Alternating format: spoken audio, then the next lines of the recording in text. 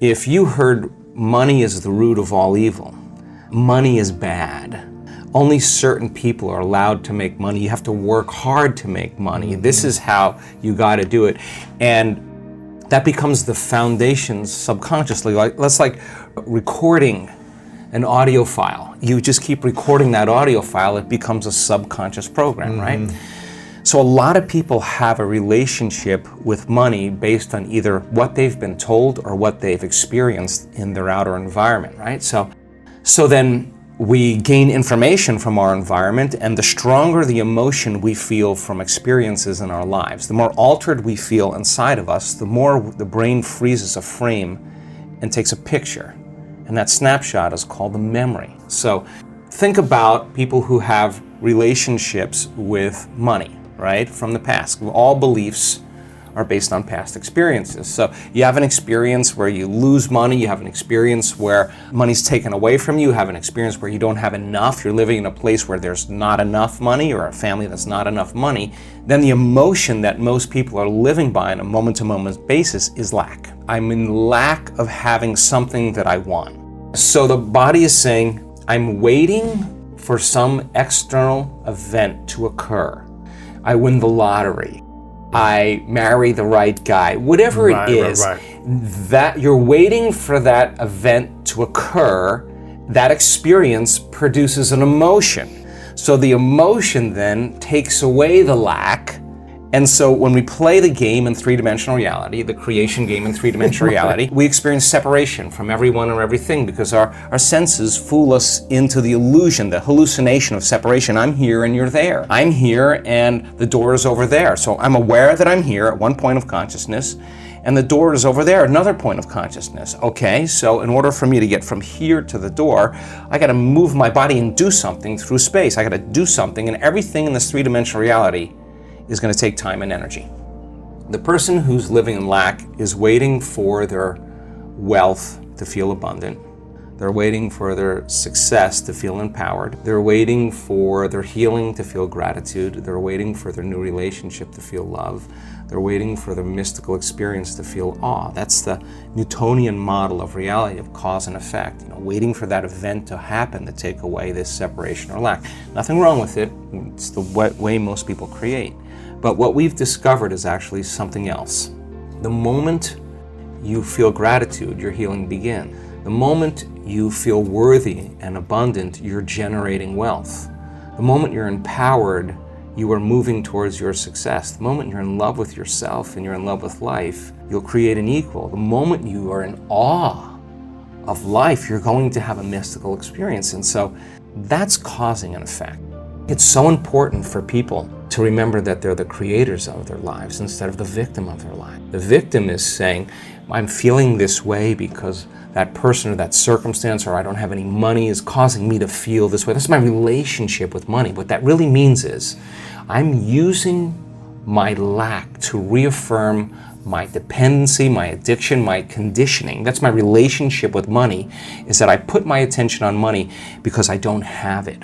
Their relationship with money is, of course, built on lack. And so when they don't have it, they feel bad. And what they're really saying is, my outer environment, my reality is actually controlling the way I feel and the way I think. So, Louis, why are you in a good mood today? Things are going good. Why in a bad mood? Things are going bad today. So this unconscious program of victimization is saying that we're allowing our environment to influence the way we feel and the way we think. Isn't that what victimization is? And the stronger the emotion we have to our lack, the more we put our attention on the fact that we don't have it. So then the person has forgotten that they're creating reality because what they're creating is lack. And they're creating more of it. And then they try harder and they force harder. So the experiment then is, let's try it another way. Let's create from the field instead of from matter. Get a coherent heart, get a coherent brain, relax in the heart, and energy moves right into the brain. We've measured this 1,000 times. And all of a sudden, the person moves into these beautiful, elegant brainwave states where they're super creative, right?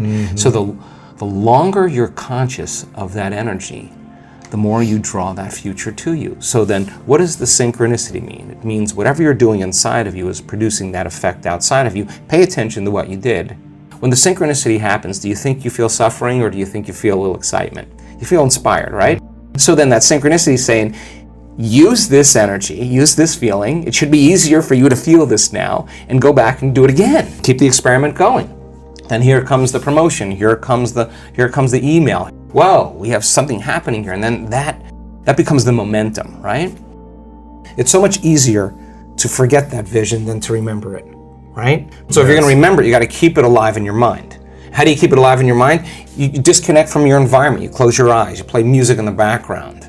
Don't be thinking about what's going to happen in your day. You already know what's going to happen. Don't think what happened yesterday. You already know that. Get in the present moment and say, who do I want to be when I open my eyes?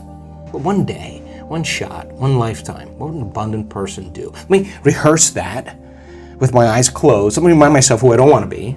Let me remind myself of who do I want to be. Let's not get up to where the tennis ball hits the sweet spot. When you go, oh, I'm ready for the day now. Now, game on.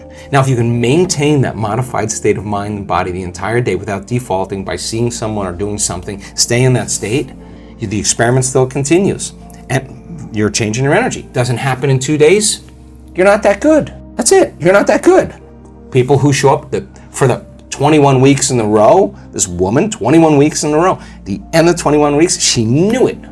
Boom, her whole life changed. Boom. The experiment, she was just changing the process. People who diagnosed with really serious health conditions and they start doing the meditations and they realize, wow, God, my body feels better, my pain feels better, but my values, my scans are still showing the disease exists. All right, does it mean that it doesn't work? No, it doesn't mean it doesn't work.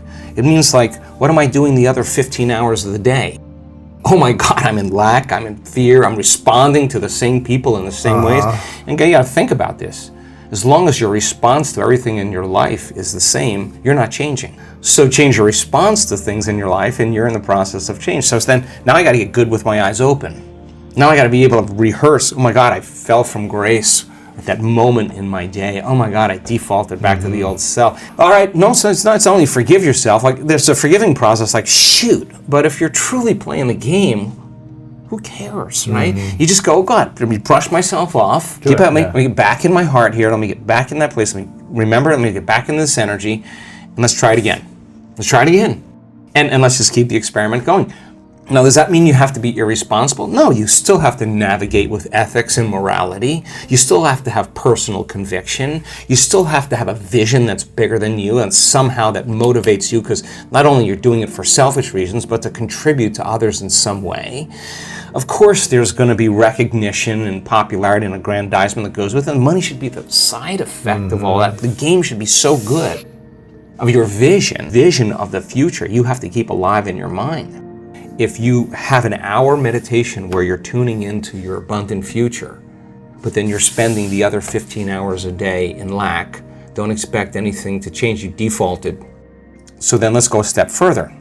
If your personality creates your personal reality, and it does, and your personality is made up of how you think, how you act, and how you feel, then the present personality who's listening to this podcast has created the present personal reality called their life. Nothing big there. Which means if you want to change your personal reality, you're going to have to change your personality. Right. Nothing changes in your life until you change. 95% of who we are is on autopilot, right? It's a programmed thoughts, hardwired thoughts, beliefs, perceptions, unconscious habits and behaviors, and really, really emotional responses that tend to be really knee-jerk and automatic, right? So if 95% of who we are is a set of unconscious programs, then the first step to change is becoming conscious of those unconscious thoughts. Now, people think when they sit down to do the work and make their change that they're doing something wrong. No, those thoughts have to come up. I'm not worthy, it's never gonna work. But the person who's truly persevering towards their abundance realizes just because they have that thought doesn't mean it's true.